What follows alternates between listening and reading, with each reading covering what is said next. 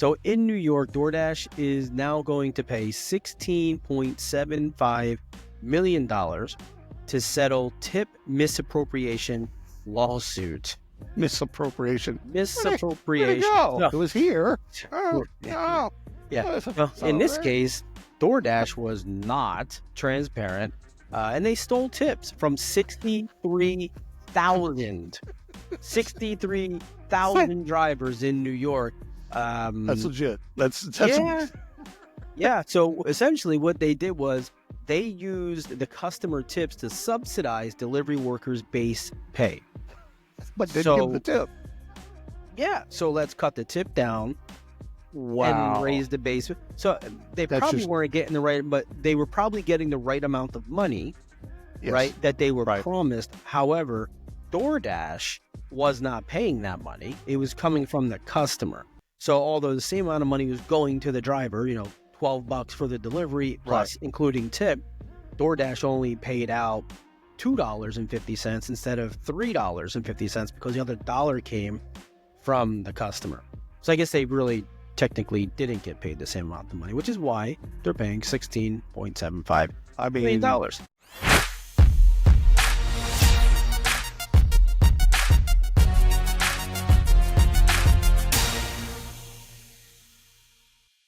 What's going on, everybody? Ryan Leary, William Tincup here with another episode of The Barf. This is your look back at the week that was, so you could be prepared for the week that is. Basically, we're going to try to make you smarter. How's that sound? Is that better? I like that. I'm giving it right. So what's going on, brother? Expectation. Yeah. Well, you know what? It's what we do in life. So I had merit badge college yesterday, so I taught, and Van took movie making and digital technology. So all is well in the world. Is he a producer now? Executive producer? He shot his movie, and he takes integrated media and design thinking at school. So. Yeah. Okay. Well, there you go. What badge did you get? I didn't do anything this weekend. I just art and painting as one, and communications and public speaking as one. Oh, so public speaking. 4 merit badges. What did you teach about public speaking? That's what it was so great.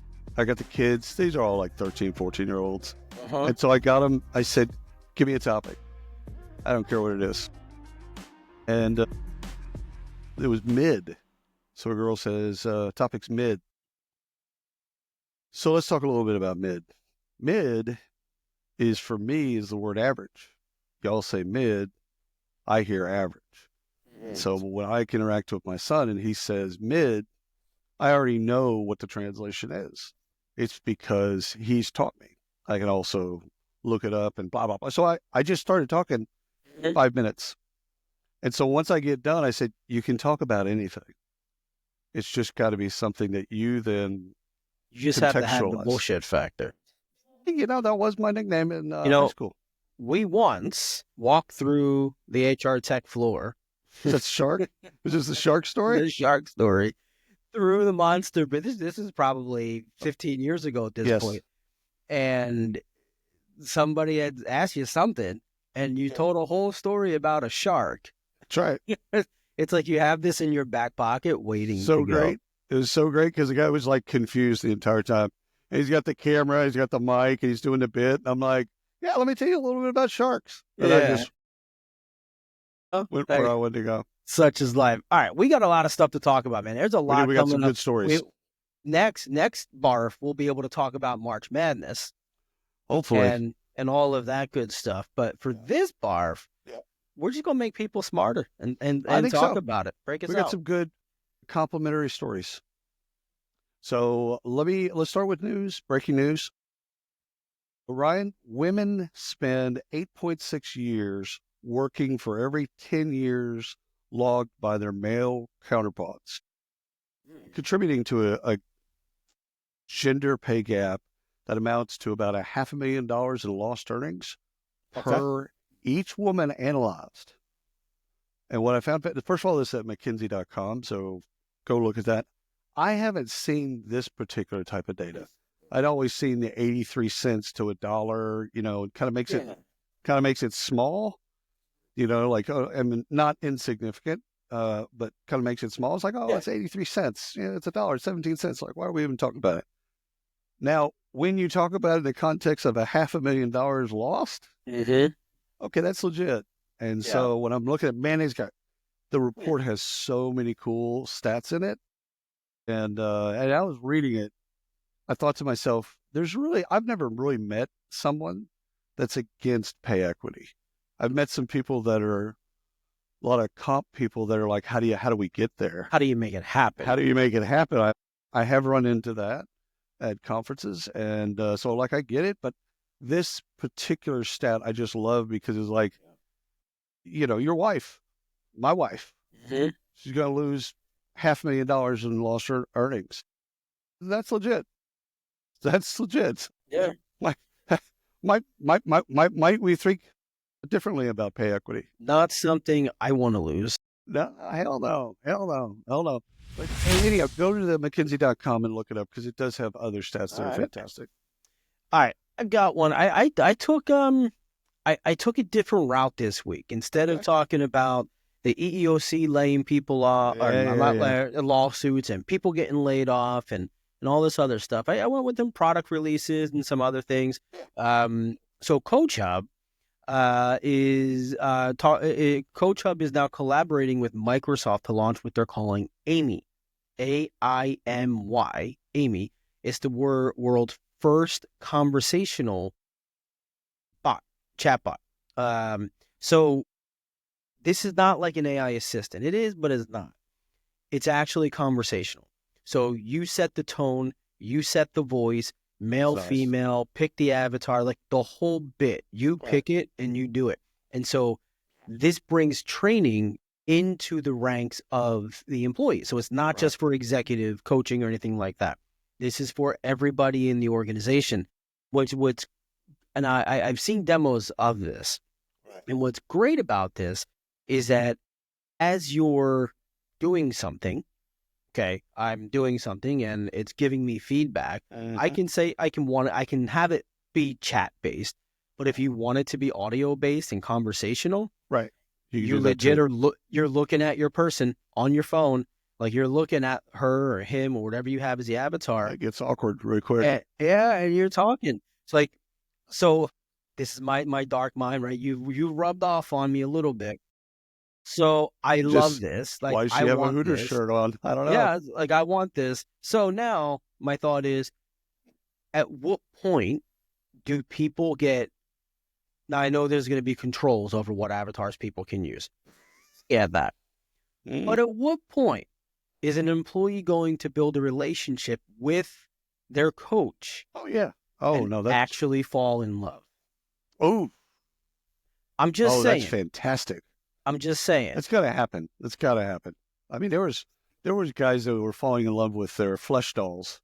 So I mean, if you could fall in love with a blow up doll, oh my God, I'm pretty sure you can fall in love with AI. How do you take such a great product release and do this? You're killing me. There's nothing wrong with flesh dolls. Oh my! I'm just saying. God. Next topic.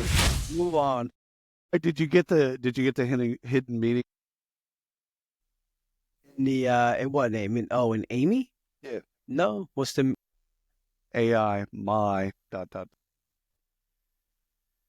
So I'm not sure if that's the reason, but I do. No, that's absolutely the reason. That's absolutely the reason. There you go. I would assume that someone, a Madison Avenue advertising agency, that's at least $5 million to come up with that name. There you go. Anyhow, have you ever heard of the term task masking? If I were to say that to you. Task masking? I've never heard of it, but I kind of feel like I know where you're going. Feel like you're going? All right. The TikTok trend for RTO is to look busier than you are. Yeah. Employees are typing loudly or briskly walking around the office to make themselves look busy. And if you want to read about this, it's actually really funny. Worklife.news, and then you get the whole story. But, a couple things come to mind. A, can we quantify fuck off time? Is there a way to kind of do that? If you're going to make me go to the office, then I'm on a task mask. This is what I'm going to do. Yeah. This is a way of me getting back this passive aggressive shit.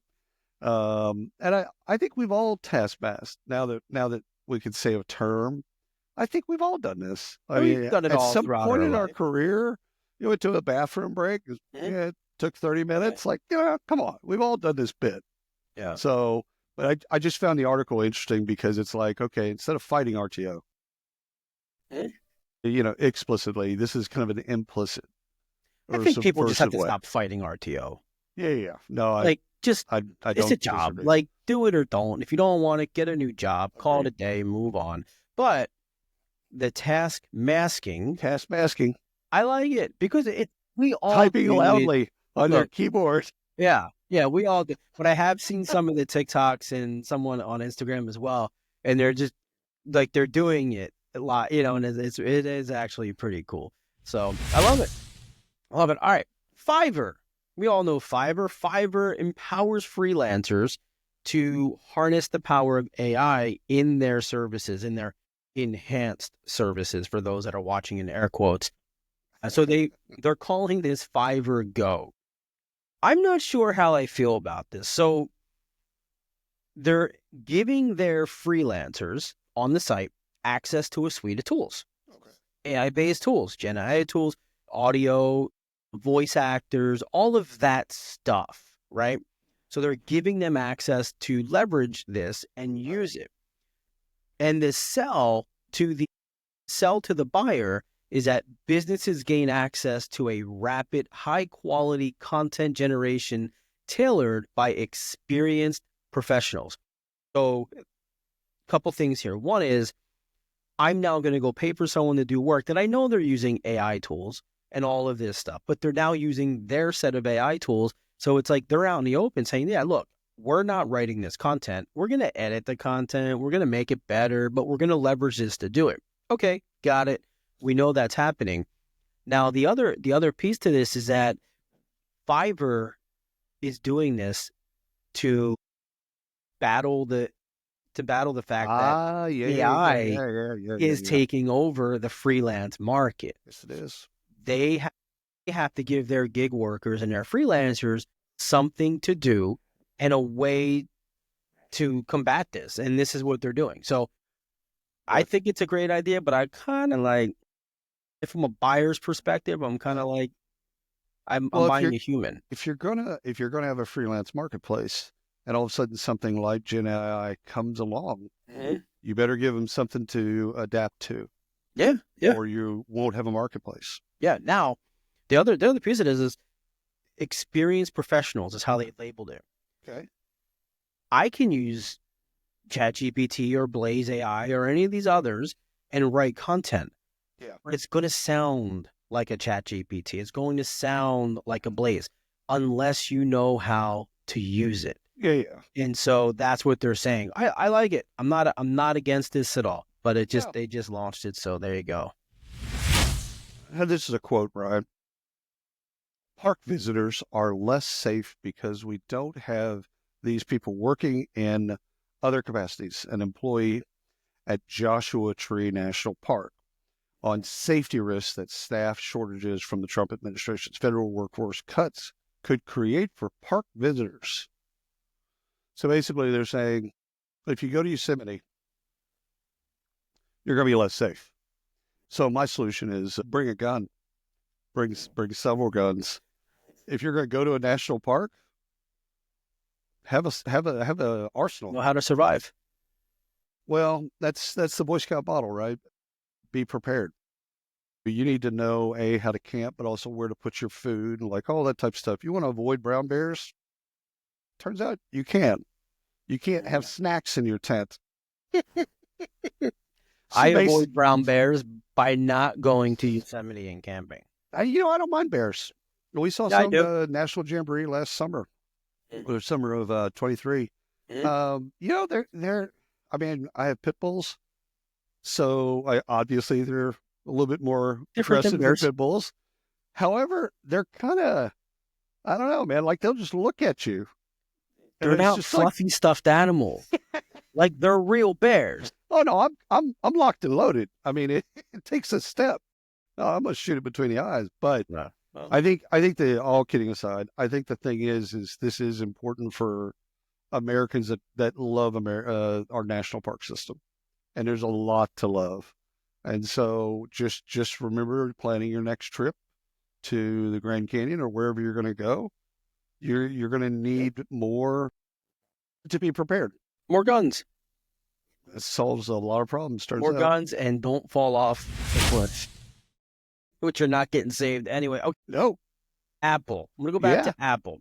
So 97% of Apple shareholders say F you. They give the big F you to reject the proposal to end DEI program. So we reported on this back in January, I think it was, where they were urging and encouraging their shareholders to vote against it.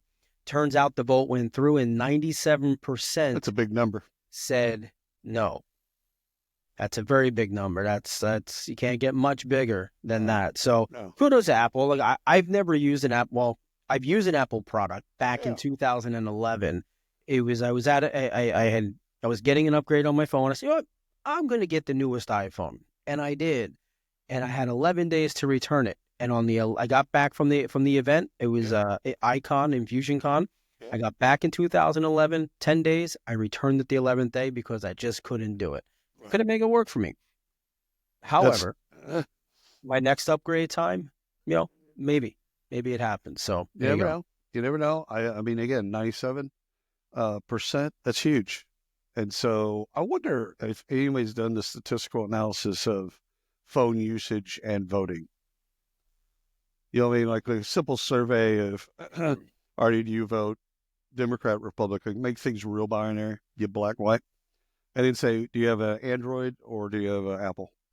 Because I'd like to see, because now my gut tells me, and it could be way off, my gut tells me that Apple owners heavily skew liberal. No data to support that, by the way. No data whatsoever. I just would think it would be interesting to study. But good for them. There you go. A continuation of an Apple story here.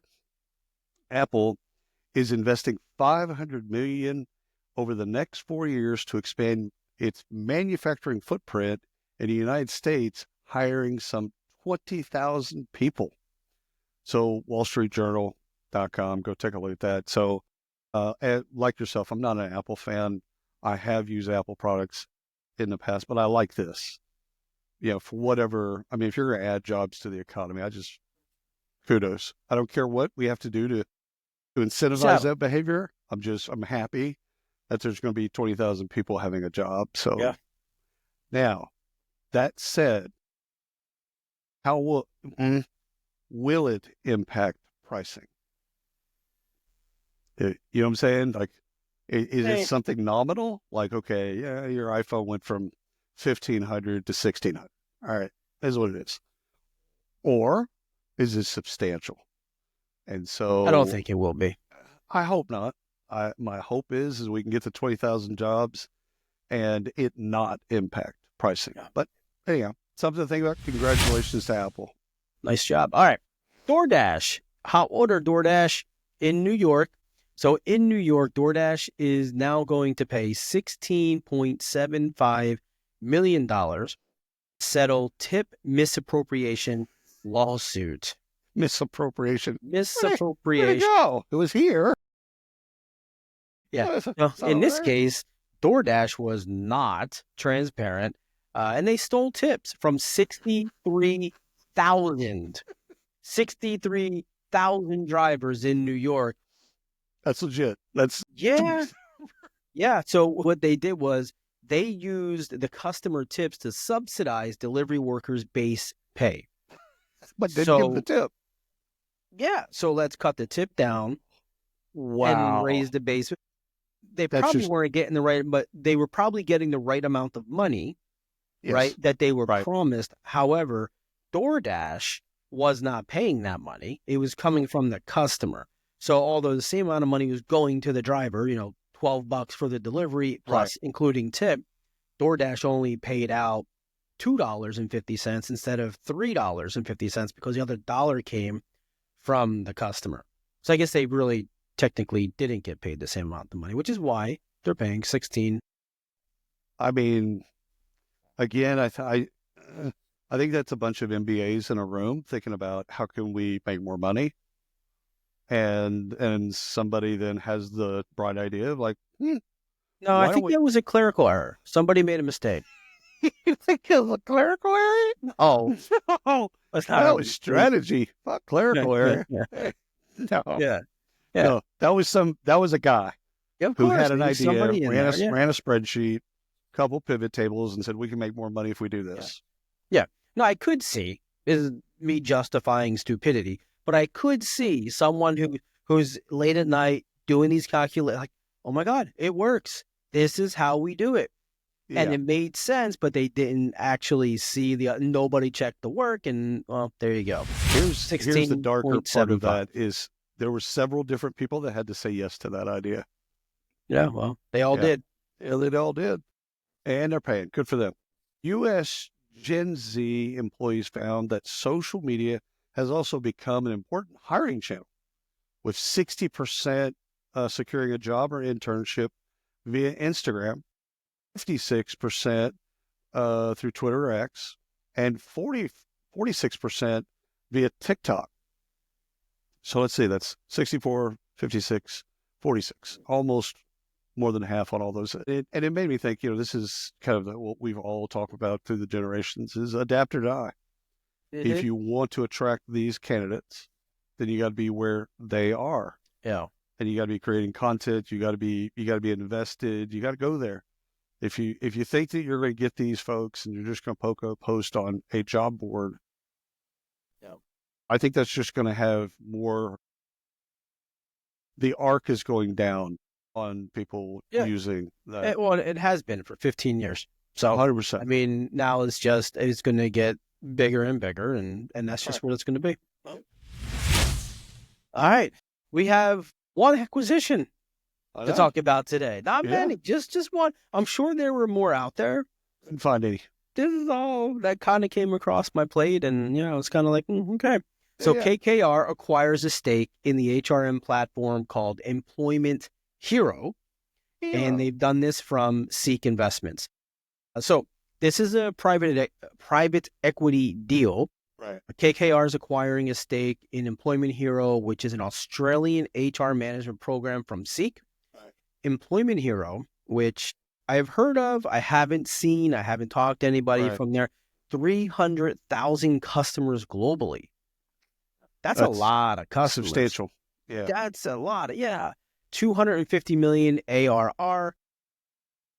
This is going to be more global expansion. And I think we're going to see more acquisitions come out of this. Something's up there, but that's massive. I did not realize they had so many customers. KKR does not make bad investments, turns out. So good for them. Good for Seek. Yeah. And obviously the company Employee Hero. I think a lot of those customers are in Southeast Asia, but I could be wrong because Seek is the dominant. It's kind of more that used to be a job board, but it's way more than that now. And with Employment Hero, that makes sense. Good for them. Happy. Ryan, let me throw this one past you. Employees may soon find themselves chatting with AI agents more than human coworkers. Does that shock you? No. Okay. Axios.com, you take a look at it. So the whole bit that they were writing about is who's deploying what and why. Like, Salesforce is deploying this and this is what it's supposed to do and blah, blah, blah. I think it's a fit for Gen Z because they grew up true digital natives, not like millennials, half did, half didn't. They grew up with screen time. Like your daughters and my sons, they all grew up with screens. Yeah. And so they're comfortable with screens. And being comfortable with screens, they're comfortable with chatbots. They're comfortable with that type of technology. Now, the opposite is also true. They're not as coherent with like having conversations. Well, yeah. You know what I'm saying? Like there's a give and a take here that'll be reconciled somehow. But I don't think it's shocking to say that we're going to be chatting more, all of us, we'll be chatting more with bots than we do with our human counterparts.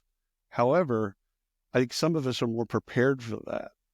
both the workplaces and the managers and stuff like that. That you're not going to be talking to the people that sit next to you as well. It's the new workforce. I mean, it's just what it is, right? I mean, the Geo Tracker and the Chevy Metro, well, they're out of production, right? Yeah. At some point, shit happens, and look, by the time, I mean, it's normal now, but by the time it becomes normal, as in what we're talking fully, right, we'll be out of the workforce, or at least like half dead. Like, wow. I'm just saying. Happy thought. I got you. Yeah. You're pushing up daisies. Great. Yeah. Right. Yeah. Look, hey, this is how we do it on a nice Sunday day. Harsh. But it is what it is. All right, here we go. I got another one for you. Ready? AI is enabling Silicon Valley startups to scale operations with much smaller teams. So they have one that they went with, AnySphere. You might have heard of it. You might not have. It's a startup behind the popular AI code editor Cursor.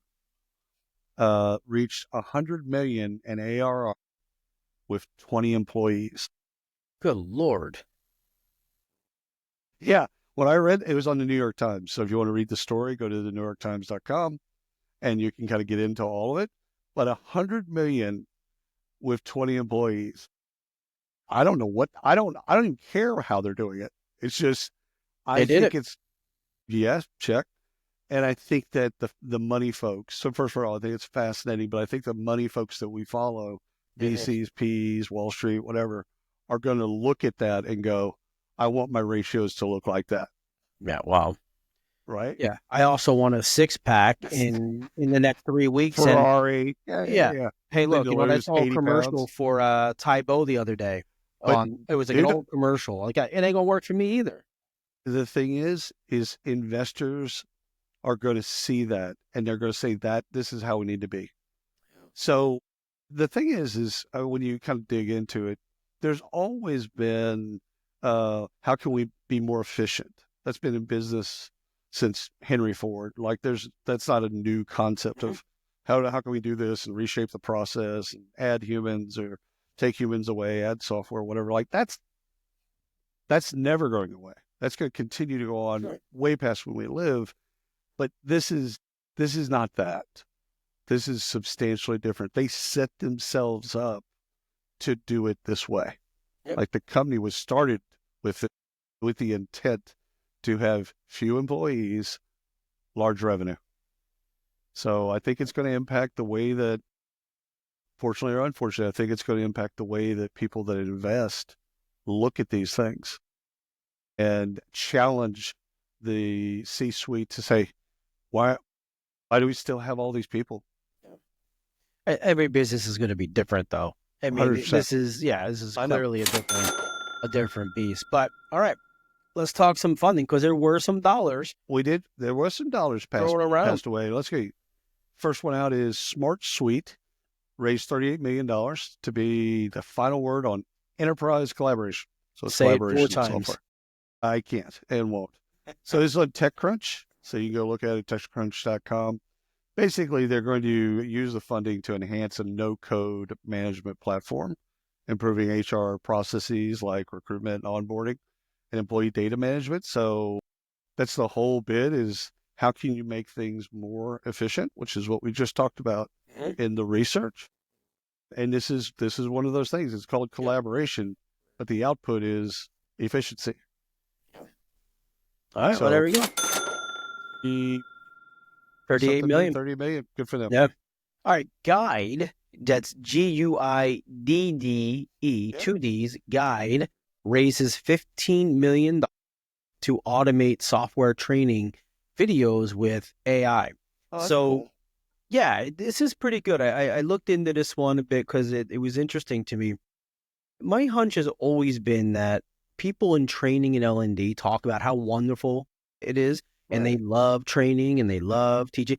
I think they hate it. 100%. I think it's a job to them. And I think 100%. They love it until they had to sit down and build a PowerPoint or take 90 screenshots of a software process or a workflow. And they're like, I love it. Like, okay, I get it. You love making beautiful PowerPoints. I don't really believe it. I think still today, people in learning and L&D are behind the scenes saying, "Oh my God, AI is this, AI." They hate what they're doing. They hate the clunky, outdated videos. This is just me talking out loud. So they love this stuff, right? And they should. They should. And so what essentially, let me get the guide. What Guide does is they take software workflows and they turn it into tutorials. So yeah, so this is something where That's cool. Yeah, where are they going with it? I don't know. There's plenty of players out there, SuccessFactors, Cornerstone, Workday, even things like that. I mean, I think we're going to see a ton of integrations. I think someone's going to eat these guys up. And I think what we'll see immediately, because this is what happened with Canva, it was like, oh, this cute little design program. And then they added like 98 features overnight. I think that's what's going to happen with these guys. They have a little bit of money now. They're in a hot space. They've got a time frame. And I think we're going to see a lot of features from them. And I think we're going to see some good things. I love it. Company's name is Perfect. How about that? It's pretty perfect. It's setting the bar pretty high. Yeah. That's not close to perfect or almost perfect. It's we should make a listing of all the companies, like Perfect, When, Summer. I mean, it's like people are going through a dictionary going, that seems like a reasonable word. Yeah. All right, so Perfect closes $23 million to build superhuman recruiters. So a couple things. Consulted with a company years ago called People Matter. And the first thing I told the CEO, I said, you're setting the bar very high with your name because you say that people matter. Okay, but do they? And if so, you're going to have to fulfill on that. And that's not just for your customers. You're actually going to have to be the best places to work. Your people are going to have to matter. And so this Perfect, okay, again, you're setting the bar very high. And then you're saying we're going to build a super recruiter. Okay. Those are two very high watermark things that you, again, it's $23 million. So they have some money to kind of help them get there. But basically what is, and again, this was citybiz.co is where I found this article. So the goal is to spend the money in agentic AI. Their platform, which automates all the repetitive stuff in recruiting. And, with the goal of allowing recruiters to do what they do best. So recruiters, it's like 80% of this task would be done with agentic AI. And then the most important, most critical, most strategic would still be done by humans, by recruiters. Right. We've been saying that for a while. This one, I think, is one of the first to really double down on agentic AI. And so... and they won't be the last. No, they won't be the last. And someone's going to do it. Someone's going to eliminate this portion, a portion of the profession. They actually, I thought you would find this interesting, they actually explicitly state repetitive recruitment tasks like candidate sourcing and interview scheduling. You and I talk about interview scheduling all the time. Right. This is the first time I've seen a company actually come out and say, sourcing, low value task. Right. You know what? I don't have the same feeling. Sourcing's not. See, this is a great debate because 95 sourcers or people in recruiting out of 100 are going to say, no, sourcing is not junior. I don't think it's junior. However, 20 years ago, it made a ton of sense. Right. Today, it can be modified. And unfortunately, it's not going to be there much longer. That's okay. A lot of it automated. Yeah. Yeah. And that's okay. And it should be. It's okay. I don't need to spend 97 minutes, every 2 hours or 3 hours and source and create Boolean searches that make me think I'm a black hat hacker. Like, it's cool. Like, move on, grow in the profession. I'm going to get canceled now, so I got to stop. Yeah, as you should. All right. Let me ask you a question. Yes. So, I'm going to not ask you a question. I'm just going to close your eyes and imagine. Okay. Imagine a small business owner who wants an AI-powered chatbot for customer service, but they don't have the resources, the money to hire AI developers and engineers. Could you get one out of the box? Yeah, what do? They just go to Walmart and buy them? Like, how do they do this, Off right? the shelf? Yeah.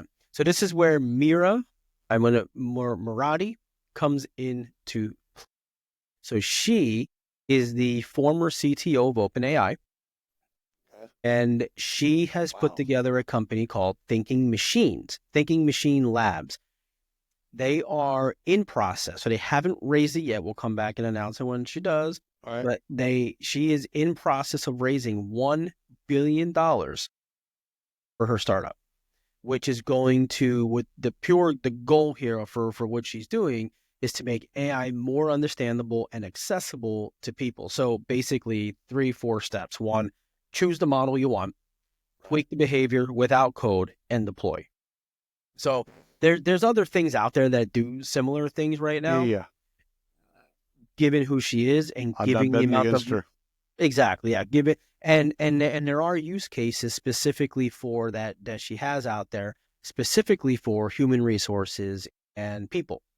And it's all about engagement. It's all about not just answering questions, but really getting personal, like, your private conversations, things like that. So it's a really interesting place. So, go Google it, look it up, because I think this is going to be an interesting one to play with. Don't bet against the CTO of OpenAI. Yep. Workforce management startup First Work raises $5 million. This is on Axios.com as well. So take a look at it. It's basically what First Work is an AI-powered workforce management platform for frontline workers. Okay. So the investment's going to basically streamline a lot of the stuff that's clunky in onboarding and working with and managing frontline employees. So the goal is to create more seamless and effective integrations for the candidates, the employees, everybody. Yeah. Just make it easier. Mm-hmm. And again, there are older people that are, tackling a same problem. Mm-hmm. But these folks started out with a $5 million seed raise. So they're going after seed raise. Yeah. Good for them. Nice job. All right. Here's another one on didn't raise, almost there, going through it. Yeah. But I wanted to bring this one in because we talked about these guys a while back. This is a company called Figure AI. Yeah, I remember. So in 2024, they raised $675 million. Now they did this from Bezos, Microsoft, NVIDIA, and Intel. Okay. So now they're in talks to grab another $1.5 billion, bringing their valuation to like $9.5 billion, something like that. Wow. The previous company, by the way, the Thinking Machines was like $39 billion or something. Like it was up there. It's a big valuation. So anyhow, so now they're closing on this round. What they're doing is they're developing what they're calling humanoid robots for industrial tasks. So they'll be using them for everything, but they're starting in repetitive manual labor. So things like warehousing, picking, packing, supply chain, things like that. Yeah. So this is real. So think like, obviously Bezos invested. He's going to have these bots, right? Now, these are real humanoid, like these aren't just like digital. Yeah. These are full size things you see on like, whatever it was, MIT, those videos where the dogs are running. These are the robots, right? Right. They're in the warehouse walking, they're picking boxes, they're putting them in. It's actually pretty slick when you see it. Fascinated. Love it. Absolutely fascinated. Yeah. Again, the development and then the constant kind of making sure that they're doing all the stuff that they, they're going to learn. Yeah. All this stuff. I want to see it. I mean, it might not be in our lifetime, but I want to see a point in which they say no, or they. Yeah. They want breaks. Now, well, or whatever. Here's a question. This is my thought. I'm going out to my car. Yeah, I'm done. This is my thought here. 50 years from now, whatever, but something in the future, the humanoid robots are so far advanced. They are the only workers. Yeah. They are the only work. What are we the no humans longer doing? need to work, but we own them. Do we? I don't know. But they're paying us somehow. I think that's actually an ethical AI question because if AI learns from itself, at some point, you don't know what it knows. Well, yeah, I don't know what my kid knows, and I'm still responsible for them. Yeah, ish. So it's the think about how much they learn, how fast they learn. Mm-hmm. We're teaching them how to do that at one point, and it might be already right now. We don't know what they know. Yeah. Now, what you're talking about is, well, we can always pull the plug. Well, oh no, I'm not. I'm talking about like we don't work anymore. Oh The yeah, no, I robots know. are working. We're getting paid for it. That was did you ever watch that Disney movie, Wall-E? Yeah. Oh yeah. Yeah. Basically, everybody's just kind of sitting around fat. And, yeah. Okay. So anyway, maybe that's our future. Like Figure AI is the name of the company, so check it out. Figure AI. We've talked about them before. Loxo. We talked about this earlier last week. Mm-hmm. Loxo, a talent intelligence platform. Yeah. Note, not ATS. Not an ATS. Secured $115 million to accelerate its AI product development. Yeah. Now, this was a private investment, private equity investment. So it's an investment, but it's private equity is now going to be in there, and they're going to make it more efficient. But what I like about what they're doing, this is from aimgroup.com. So when you're listening, if you want to go read more about what they're going to be doing with the money and stuff, go do that. Loxo has always had a great employee brand. Always. Employer brand. Like when they came out, it looked cool. Uh-huh. The UI on the tech was cool. Like everything's cool. It was simple. It was easy, grassroots. Yeah. I mean, I loved it.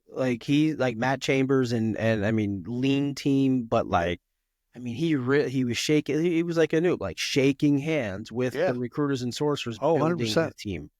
Yeah. I like that. I like companies that are built that way in our space. Yeah. So you take that, now you drop in $115 million from private equity to build out its AI, all of its functionality, right? So take all the things they built, got up to this point, now go and either build or buy. And it's probably being a combination of both, where they're going to build it, pay for that, and there might be some acquisitions that happen because of this. Sure. So yeah. I think it's good for them. First of all, it's great for their customers, because they're going to ultimately get a better product at the end of the day. So congratulations to them. Congratulations to Loxo. Yeah, congrats to Matt and team. So that's it, man. We breezed through this sucker today. 100%. We got it. We got all the goodies in. So thank you all for listening. Thank you all for watching. Check us out. Love us, like us, rate us, all that good stuff out there. And we shall see you next week.